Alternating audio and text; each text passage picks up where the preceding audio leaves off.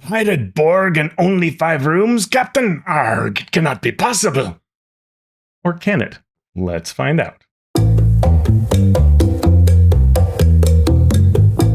Indeed, we're going to do the 5-room Learn to Play with Pirate Borg, a very fun and actually quite simple role-playing game. If you've played Mork Borg or seen its art, you may know that this kind of Borgishness is known for all kinds of interesting layouts full of interesting art and the words kind of crawling all over the place. That's a good example right there. And so it can be a little weird to read it, even though the games are really, the rules are quite simple. Figuring out how to run this it can be a little intimidating, but it shouldn't be. It's a really simple system. And just in case, I'm making this video. Plus, I've been having a ton of fun playing this with my friends. So sharing Pirate Borg is fantastic. Hats off to Limitron for making this really, really excellent Mork Borg type spinoff with focusing on undead and pirates and being on the seas and shanties and all that kind of fun stuff that you want to lean into when you're doing that trope. Think Pirates of the Caribbean. You're having a blast playing out those tropes with a heavy emphasis on the undead part of things. So those kinds of storylines. But it is a really neat game. And so to do that, we're going to use the 5-room concept. You've seen this, the 5-room Learn to Play concept. If you haven't, go back and catch the other videos, but I'm just going to assume you know what we're talking about. We're going to break the game up into these 5 rooms to make it really easy for our players, or you, the viewer, to figure out what's going on and just feel like, yeah, I understand this game and it's pretty solid. Which again is pretty easy because Pirate Borg is relatively low key in terms of the number of things you have to master. And a lot of it's really just figuring out how to read those words off the art intense pages. So I'll say this is way cool compared to me, Mork Borg is hard to read. Pirate Borg is pretty fun, actually. I really like the way it blends the artistic style of the book with the way the information is presented. You often think you're not getting it, but you actually are because the rules are pretty simple. And so we're going to see that. So let's start with our premise. And here I'm going to go with the concept that there is a pirate that has risen from undeath, as many creatures recently have now come back to life in undead form. And this pirate was a dastardly pirate. She was Yorlana Firehair, and she went all along the coast causing havoc, and now they've seen her again, but she's undead, and some of her shipmates are alive, some of them are undead. But the worst part of this is that she has and had a magical protection around her, that the only way she could be defeated was by either on or by the crew of her old ship, the Bloody Revenge. That ship was sunken. So the leaders of the city that you're in, they know the only way to take her down is you've got to reclaim her old ship. So that gives us the impetus for adventure. And you low-level scallywags, you've got nothing going on in your lives, so you're more than happy to take on this quest and go out to the last known location where they sunk this ship, try to find the sea cave where she had retreated, and find a way to get her ship somehow, or learn something about her. You know, that's your problem. Go off in that direction. You've been hired. So that's our premise, and let's jump into it. So if you look at this map here, I've taken an old picture from a kind of expansion I did. I did my own kind of pirate-themed adventure when I was running D&D 5th edition, the Tomb of Annihilation, and I just put this whole pirate thing in there. And so I'm just using a picture from one of my games way back when, using Dwarven Forge terrain, and then ships that I printed out. So you can see in the closest thing to the foreground, there's a kind of big ship. It's got a bunch of creatures on it. Don't worry about those right now. Don't even worry about the ship right now. But that's a whole big area. That negative space there is water. There is a set of docks, which has the number 3 on it. 4 and 5 are on the ship. We'll get to those in good time. 3 are the docks. There's some crates there. Ignore the miniatures for now. Then we go back to 2. There's an entrance that goes into this big, huge cave that shows the docks and the ship. And so there's a kind of cave complex back there kind of winding around that feeds into this larger cavern. And then an entrance, which is where our number 1 is, that is the coastline out there. So this map does not capture perfectly what the idea of just very quickly put together, but we can use it to learn the game. And so we're going to start with skills. And so the first thing that's going to happen is you've got these new characters. Usually, you know, I say for a 5-room learn to play, give folks pre-gens, don't worry about making characters. Pirate Borg is one of those possible exceptions because making a character is actually pretty simple and kind of fun and really gets you into the mood. So I might break my rule and say, hey, you know what, make the characters because it's so fun. But I've also played recently in a game run by a friend of mine, Jeff Mueller. He gave us pre-gens to begin with to set up the story and then had us come back and roll characters. And that actually worked really well. So I stand by pre-gens can still be great, even though Pirate Borg, it could work to do your characters. Let's assume you've got pre-gens. And so what you've done is you've made some really quick characters. There's even a generator on the website. I'll post links down below to all the stuff that's on the Pirate Borg site that's cool. And with the pre-gens, one of the things that we can do that's nice is just hit the different classes so that there is a smattering of the various kinds. We could have, like a buccaneer, and we can have, like a zealot who's a priest of some sort, and just give, the brute, and just lean into some of those fun concepts that are in the book. So everybody has a different character. So again, the premise of this is imagine you're at the table, I'm the DM, you're a player, and there are, 4 or 5 others at the table as well. So you'd get to do everything several times. And in fact, here's how we'd start. We're on the coastline. The map kind of ends here. It shows that it's in this general area. And you see that there's a storm actually going on. So it's not the best weather. It's raining, kind of miserable out.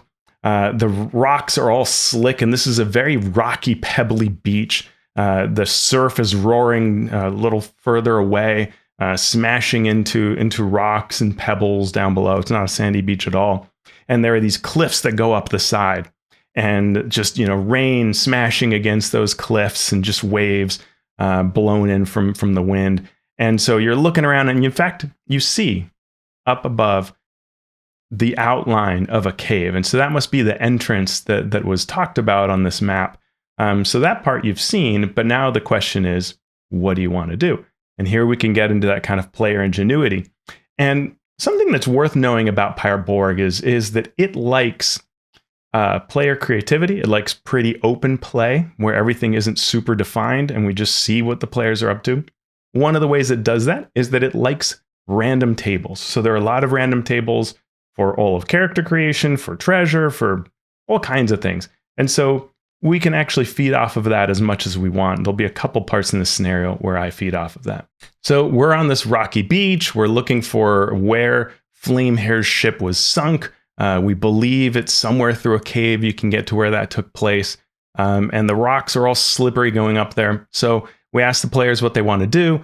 And an easy thing they might want to do is, can I see a safe way up? Might be a very logical question that a player might ask. And we'll say, yes, you can make me a DR14 test with presence to spot a safe way up the rocks to a cave. Very reasonable. And so here we get into what the ability scores are and how we do tests. So in Pirate Borg, you can see that your abilities are strength, agility, presence, toughness, and spirit. And these cover various types of activities. We get examples in this, the image you see here, which is from the rule book. But important to note that there are really nice versions. I'm holding up a piece of paper here of the rules that you can just download these easy sheets that have rule summaries from the website, and those tell us the same kind of information and help guide play. Sometimes it's a little bit simpler, but that's fine too. So we can see here that kind of a typical test is around DR12, the difficulty rating, and that's normal. Then 14 is difficult, 18 is nigh impossible, 8 is routine, but with some chance of failure, and so on. So in this case, we're saying it's tough. The rocks are all slippery, right? But because this is this kind of play, we're looking for the players to come up with ideas and make decisions. Maybe they just spot a safe way up, cool. But if they fail, they might come up with their other ideas, like they want to use rope, or they want to find another way, swim out and see if they can go around to an entrance, which in fact they could. They could, do something with ropes and securing and going up, or maybe they have a ritual or something like that, right? There could be a lot of things that they can do. And that might call for additional tests that we would use in this scene, in this first part of the scene. And then based on that, we might do additional things, right? Like they learn something and then we build on it. But the point of it is to get people thinking pretty openly about how they want to tackle this. And then eventually, probably they would work their way up that area. To also reinforce skills, one of the things that we could do is that as they're climbing the area or whichever way they approach, however they choose to approach, we could give them a presence check, which covers things like perceiving, to know that some of the lichen here have curative properties. They're very rare. And you can get 3 handfuls with a successful test, and each can cure D2 hit points. This is one of the things we often do is roll things randomly, and disappointment is okay. The other thing we could do is if they fail at this check, or maybe even if they fail very poorly, we could say that one of the ones they picked up is poison that deals 1d2 hit point of damage instead of curing. So that could be a fun way to kind of encourage some other folks to roll and make different decisions there. Let's say you're climbing up, like you didn't make that, you didn't spot a particularly safe way. Here, I wouldn't say to them, oh, you don't see a safe way, but more like, well, there are a number of ways you could climb, ascend up this slippery rock towards it. You would need to make me strength or agility check to ascend the cave. And here I could make it pretty hard, but then give a toughness check if you fail. So you start falling and you can reduce your damage from 1d4 to 1d2. Once somebody's up there can maybe secure a rope, then the rest of the group could come up, or maybe you can point out the way. We could find a way so that we don't end up with everybody falling and dying endlessly, but more a couple of checks, right? Get the sense of checking, of making these kinds of tests, looking at your character sheet, knowing where in the character sheet it is. And there are a number of character sheets for this game. Sometimes they can be a little wild in terms of being hard to read, but fun. There's like a skeleton with your stats here, and right, and treasure chest with your loot, and so But again, as before, it's really in other videos we've said it's really neat when you can say to folks, hey, your checks that you're going to make all here, right? Like in this area right here, this is it. These are your checks. Make them right there, and so that's where we're focused right now. So we're making these skill checks to get up the place, to identify the lichens, maybe to resist damage from falling, to secure a rope for our friends, whatever it is. And we get enough of these that we feel like, okay, we've done some skills and we're up at the top and we made it to the cave. Once we do that, the first part of the cave entrance is still part of this room 1. And we've said before, 5-room learn to play dungeon doesn't mean it's all one individual room with a door. It can be a lot of things. It can be a section of a forest or whatever. So in this case, it's kind of the coastline, the cliff face, and this first entrance cave. Inside, I would give somebody a spirit check. So here I would pick someone who's a caster. So maybe there's a priest type or a warlocky or, sorcerer type that I would say, give me a spirit test to recognize, and if they succeed, they recognize that in the equipment that's left over inside this place rotting, which I should have mentioned, there's equipment and it's rotting here, but you find a barrel top that actually has been inscribed with the runes of a ritual. And now we'd roll randomly for the ritual, because that's how this game often likes to reward treasure. So maybe it still smells of rum or something like that. We might roll first and then describe what this chunk of barrel top is like that someone with dark arts was able to inscribe this ritual. But now you got some treasure. That's kind of fun. Also, to use our skills, we would maybe do a presence or spirit test to confirm that these remains that are in here, the gear here, some of it has the insignia of a dagger dripping blood, which is known as that of the ship, the Bloody Revenge. So this is cargo and things like that from that ship, but no one's disturbed this in many years. And it's been damaged by the elements over time. So there we go. That's our room number 1. We have made it now. If we look at our map here, we've made it to this kind of coming out of that entrance cavern into the larger cavern that does not yet hold a ship, but will. So forget the ship you see right there. So now we get into our easy fight. And this gets us into the combat rules so we can have some fun with it. We want every player at the table to get some experience here. So we're at that number 2, just coming out onto this dock. And what they see is some cargo there, barrels and crates that are pretty old. They're not as damaged as the stuff in the previous room because it's sheltered from the elements here, but it's old, cobwebs and things like that. And there's a skull resting on one of the crates, and its eyes kind of flare up. And crawling out of the water by the docks, kind of climbing onto the docks, are 2 skeletons. And this gets us right into our initiative. Initiative in Pirate Borg is pretty unusual compared to many games. You're going to choose one person amongst the players and say, roll a d6. And if they roll a 1 to 3, enemies will go first. On a 4 to 6, that's good. So roll high. Your PCs get to go first. So and that's most cases. If for some reason you need to, you can make agility check to do individual initiatives if that's needed for the scenario. But in general, it's side initiative. One side goes, then the other.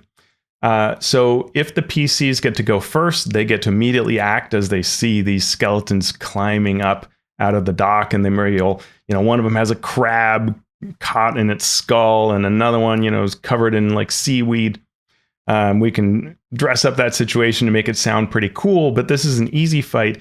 Even if the enemies go first, all they'll do is stand up. So first round, they're just going to climb out of the water and look horrible. So it's that kind of horror theme feel, but the players are the only ones who are going to act in this first round. We know that as the DM. When it becomes the time for the players to go, so whatever they rolled to go first or last, when they finally get to go, they will choose the order in which they go. So someone might say, you know what, let me go first. I'm from afar. I'm gonna aim my musket and fire. And someone else might go, yeah, and then I'll go up and I'm gonna, stab it with my cutlass or rapier or whatever. So the players decide who wants to go first. And so you decide to go first, and let's say you're gonna fire with a musket of some kind, and you've got which uses black powder. It's called a black powder weapon. And so you are going to make a check, and the check for attacking is again usually that DR12 normal test. And if it's melee, you're using strength. If it's ranged, you're using presence. So you would roll presence because you're using ranged attack, and see if you hit that 12. If you hit the 12, you have hit those skeletons, and you can deal damage. So for that first PC that fires the musket, if it's you shoot your musket. Let's say you hit, you're going to roll your damage, which it says for your weapon of how much it deals damage. And then it has a reload time that you will have to now take probably a round, maybe longer, depending on the type of weapon, to put the powder back in and prepare to fire it again. So that is the downside. Now you could also drop it and, draw your rapier or whatever else you have. But once you fire that weapon, there's usually some time off to reload. Same thing for monsters that are attacking you. So maybe you fire, then the next character goes and they decide to, take their cutlass and run up there and attack. Different character classes have different benefits. So some of them will be particularly useful at damage. Like I'm playing in a home campaign, a character that attacks with knives, and I'm very good at them. So if my first knife hits, I automatically hit with my second one. Otherwise, I can take a second attack with the offhand. That's kind of fun. And then, different benefits, even within the same class, you roll randomly to see what you're good at doing. So we might see that here where someone else rushes up and maybe they attack with knives and take down another skeleton. We want everybody to attack. So we will, on the next turn, have an additional number of skeletons start climbing up to give that sense of dread, and importantly, so that every character gets to take an action. Monsters have hit points. Sometimes they have armor. These skeletons would not. So once enough damage is done, they're dead. And we don't generally have to worry much more than that on the side of attacking monsters. But let's say it's that second round and one of the skeletons survived and it gets to go. So it will now get to attack. And how that works is the DM does not make a roll. This is a kind of fun thing about this game. You, the player being attacked, you will make a DR12 agility defense roll. So that test is going to be for you to make to see whether you dodge the blow. This is an important thing to remember. In fact, we had our last session, a good friend of ours, Kevin, shout out to you, Kevin. He was having the worst luck at dodging blows. And at the very end of the game, he realized he was doing it backwards. He was rolling as if they were hitting him. So he's kind of rolling for the monsters instead of rolling for himself to avoid. So all of those rolls he'd been making were actually good news, but he'd been rolling as if it was bad news. So you want to roll high because you are making your agility check to defend against their attack. If you get that 12 or higher, you have dodged that blow. Otherwise, you take damage, and this is where armor comes in, because your armor can do a couple things. One is it can actually give a penalty to your defense. So if you're wearing very heavy armor, that DR12 might be -2, and you actually need to roll a 14, making it harder to dodge. But the better the armor is, what will happen is you take damage and you get to resist it. You get to roll a die and remove damage equal to that amount. So you might take 3 points of damage and remove 1, or remove all of it and not take any damage at all. And that's really cool. Also important to note is characters in Pirate Borg start with very few hit points. You might roll d6 for your hit points. And I've played a couple characters that had 1 or 2 hit points, but they survived. And one of the reasons is we have something called Devil's Luck. Devil's Luck is a really neat feature of the game that essentially is just a reroll, and you have a certain number per day. Every time you rest, your class dictates the die that you get. You roll that die to see how many you start with today. And for the day, you have that many Devil's Luck points, and you can use one to re-roll things like, you attacked and missed, and you're like, I really want to try to hit, so you might re-roll that. But often what we do is save them for things like re-rolling that attack on you so that you stay alive and stay in the game. And we can do things like deal maximum damage with an attack. We can lower a test by 4. So that can be really nice versus re-rolling a miss is beforehand say, I'm going to lower the test's DR by 4. Or lower damage dealt to me by d6. Or I can neutralize a crit or a fumble. And those can be really, really powerful. Crits and fumbles are actually quite important. So as you can see, a critical, when you roll a natural 20, you deal double damage, and then the armor or protection that is soaking that damage is reduced by a tier. If you're on defense, not only do you not get hit, but you get to immediately attack back. So really powerful stuff to be able to do that. When it's done to you, it's no fun at all. So because you have such lower hit points in general, being able to cancel out a critical is a great use of Devil's Luck and worth retaining one. Also, cool items like arcane rituals or relics, they can have negative things like it's gone when you fail. So having that Devil's Luck available to possibly reroll that or even lower the DR of it can make it so you know that you're going to get to keep this cool item and keep using it. When you fumble or roll a natural 1, you usually lose your weapon or it falls off the side of the boat or whatever it is on attack rolls. So you will have to pull out another weapon, which you hopefully have. If it's on defense, you're going to take double damage and your armor is reduced by 1 tier. That's why Devil's Luck is so great. With black powder weapons, you usually are taking damage or your weapon is broken or both. You roll to see what happens.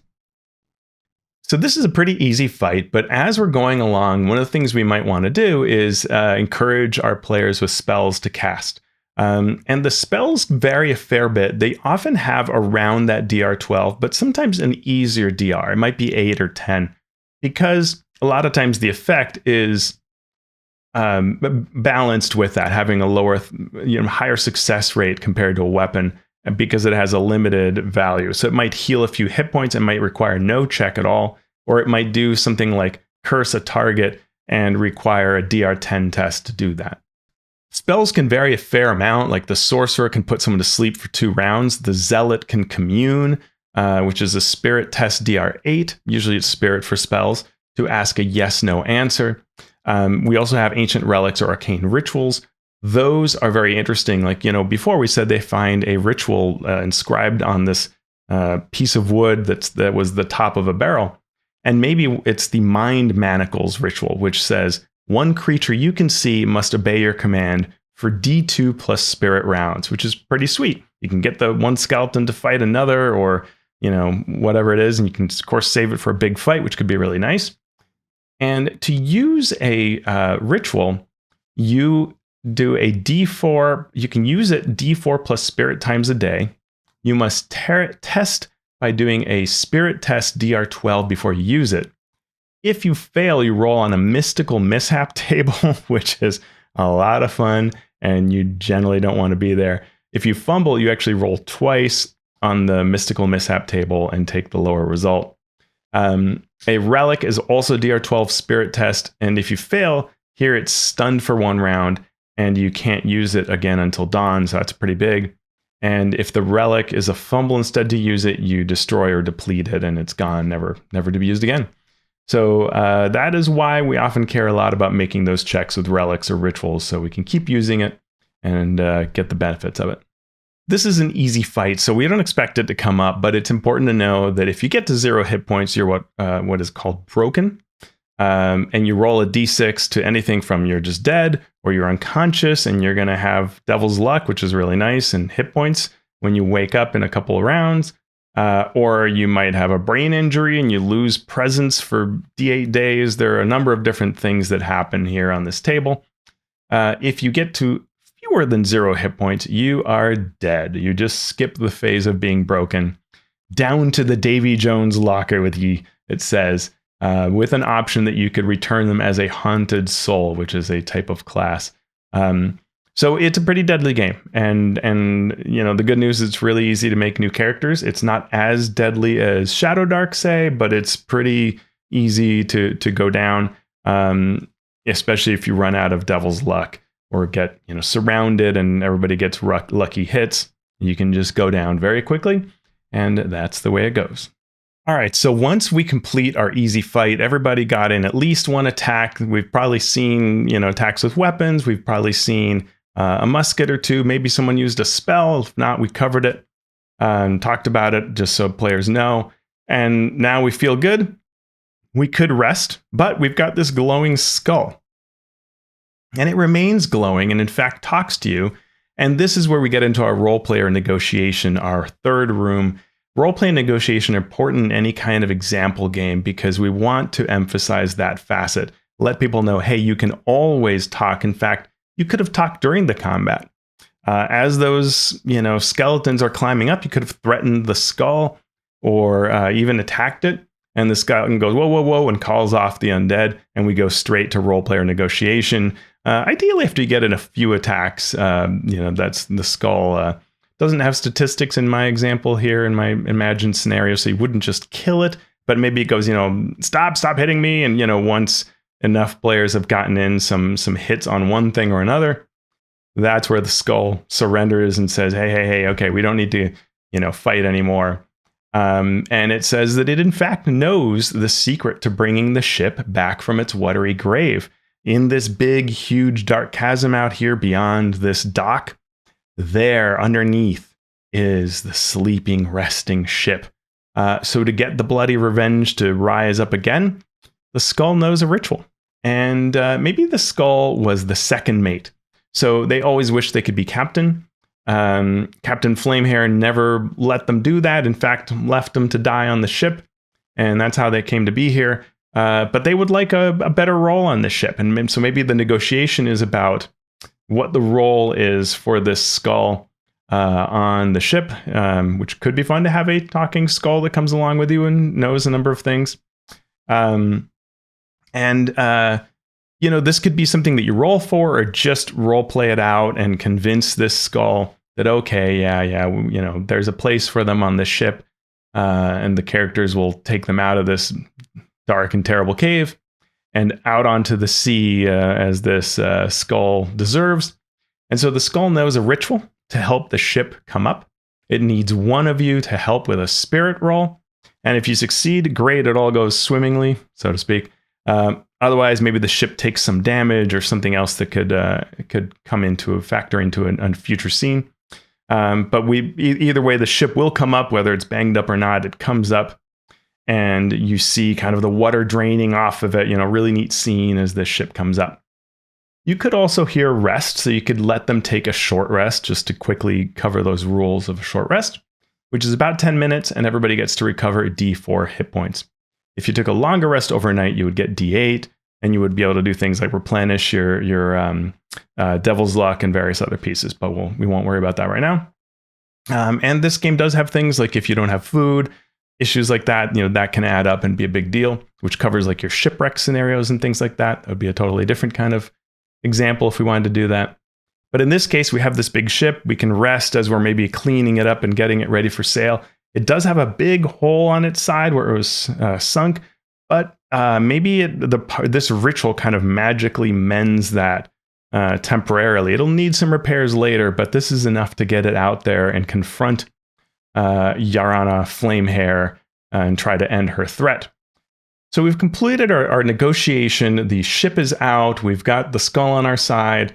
Now we can get into room 4, additional gameplay. And this is where we can showcase some other aspect of the rules if we like, or reinforce something that happened before that maybe we didn't get enough of. If we needed more combat, all those minis that are shown in that picture down below, well, they could rise up from the crew that refuses to relent. If you really felt you needed more combat, you could do that. But we're going to have a combat later, so I wouldn't encourage that. And we did a good number of skills, and it's a pretty simple game in terms of skills. So here, what I'd say that's really neat that Pirate Borg offers is it has a system for naval combat.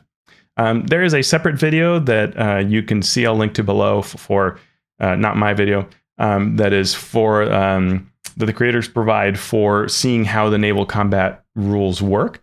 But the rules are pretty light while being fun. The basic concept, and so what we do is they would take out this ship, right? And maybe the crew animates as spirits or something like that, and the skull helps keep them in check. They accept you as the new one of you becomes the captain. We could have some fun with that, choosing the captain, choosing your roles. Again, deciding what's the skull's role in this, and you head out onto the ocean to hunt down Flamehair and her ship. Because now that you have this ship, you were able to end her presence either by killing her on it or from this ship. So you will eventually see her on the horizon, and that's where we get into doing ship combat. So the naval rules will use a hex map, and you put the two ships down at a starting distance, and then you get to do a variation of combat.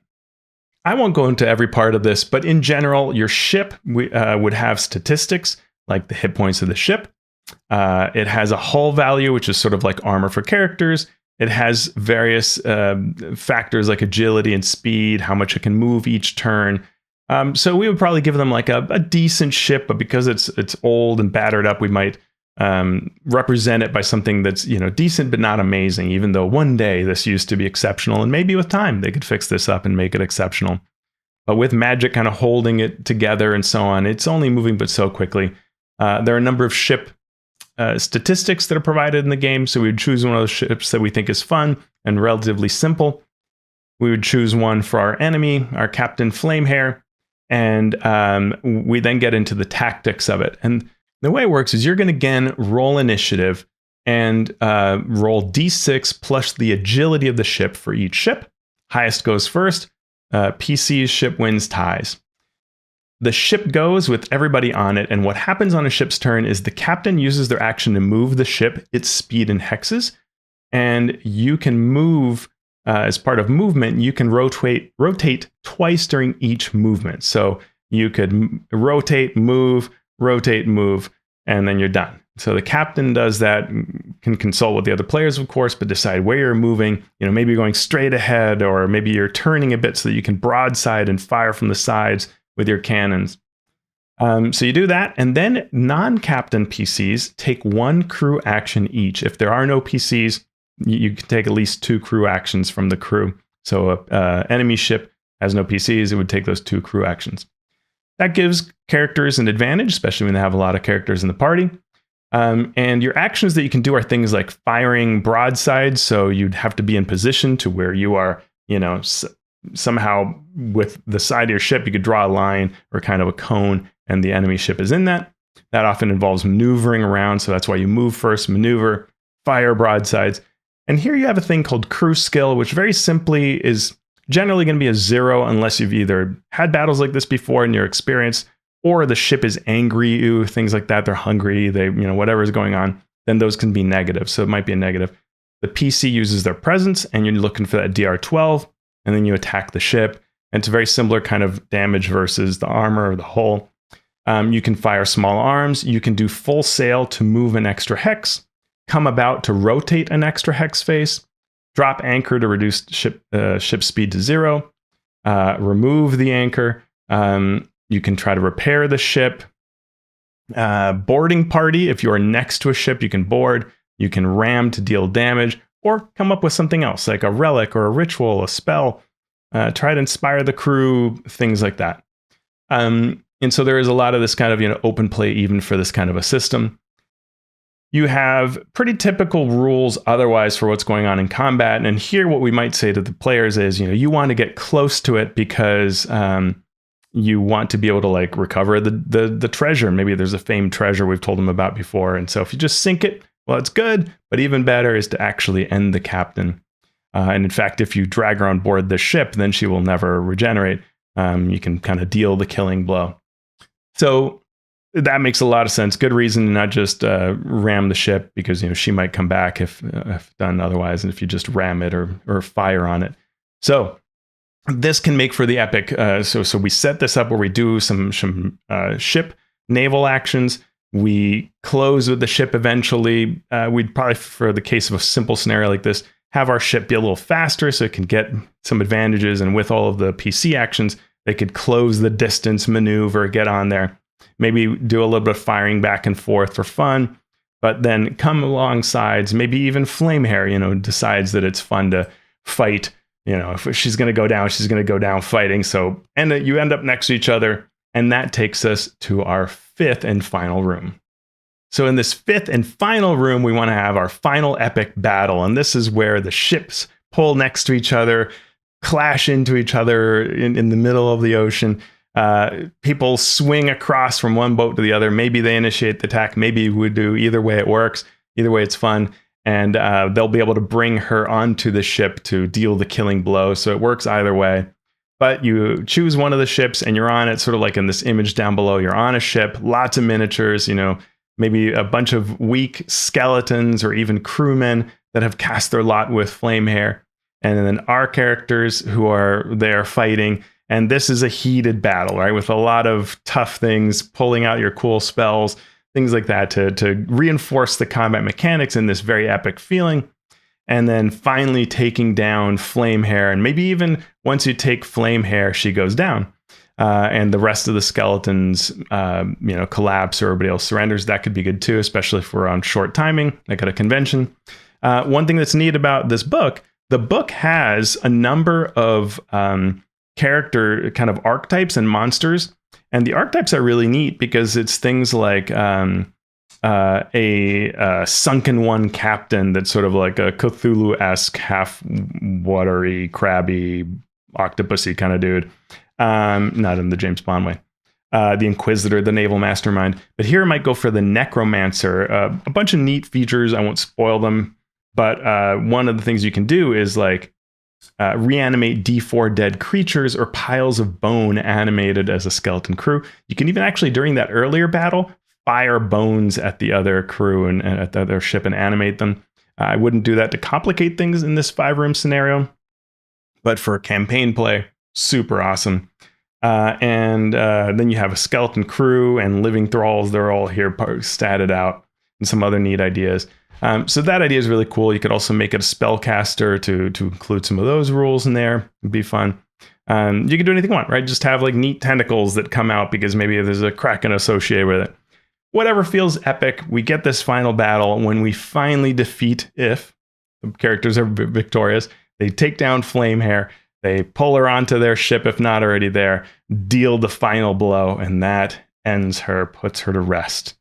Pirate Borg, I hope you enjoyed Pirate Borg. If you like what I do, please consider telling other folks about this channel. You know, when you see my posts on social media, don't just give them that like star icon. Give them the like one that shares it with everybody else. I super appreciate that. Please consider joining our fun, happy crew of pirates that are in Discord and part of the community that you can get to through Patreon. So if you want to, it's Alphastream, Patreon, and you can always find me on alphastream.org as well. Thanks again, and I'll see you next time.